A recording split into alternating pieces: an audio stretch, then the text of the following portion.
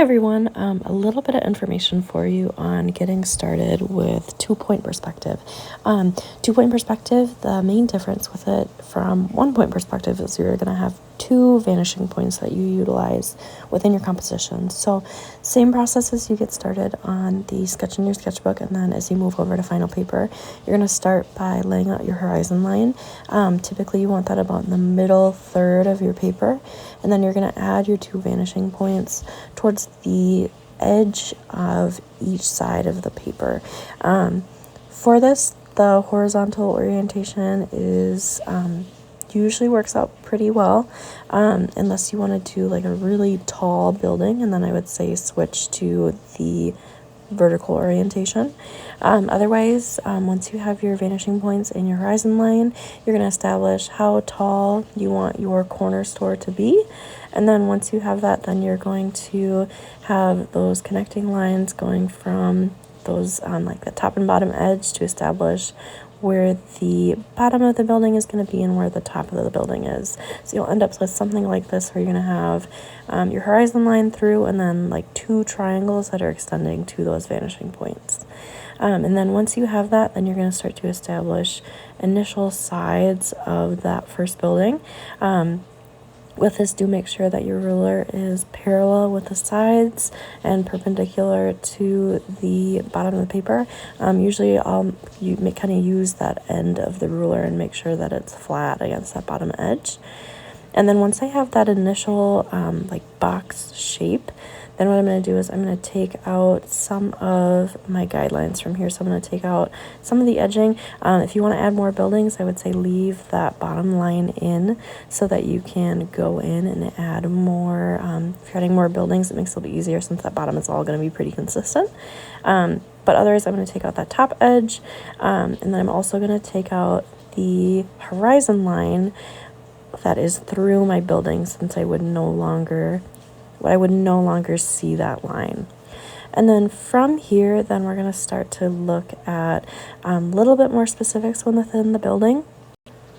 So I'm going to start to look at adding like doors, windows, and the big difference as you start to move into your 2-point perspective is you're going to have vertical lines and then lines that extend to the vanishing point. So you'll no longer just have independent horizontal lines. So if it's not vertical, you should be going to one of those vanishing points. And then as you start to lay out, I would say start with kind of your key features of your building first. So usually what I'll do is divide up like if I'm having a multi-layered building where about like the first floor and the second floor begin and end, then from there I'm going to start to look at doorways. So right now I'm kind of adding like a little overhang space where I'm going to have the door inside, so I have that initial column.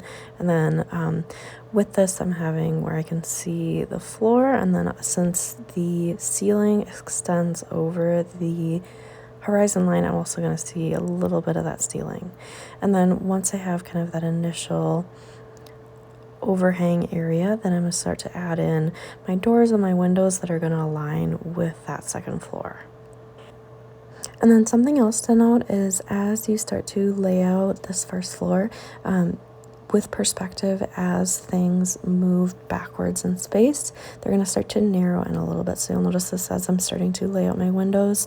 The ones that are closest to the middle of the building are going to be a little bit larger than the ones that are towards those edges.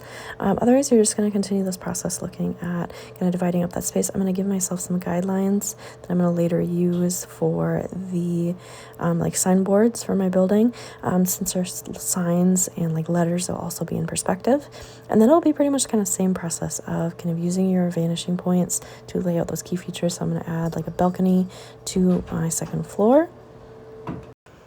And then one reminder for you from that simple items demo, when your building is below the horizon line, you're going to see the floor or ground area.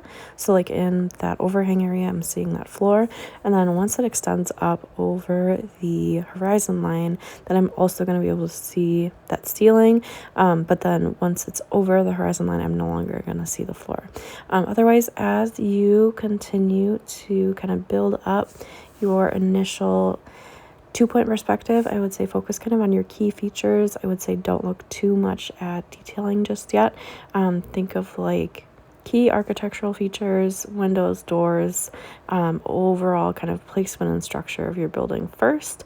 And then tomorrow we're going to look a little bit more at detailing and starting to incorporate more of those kind of specific elements and texture.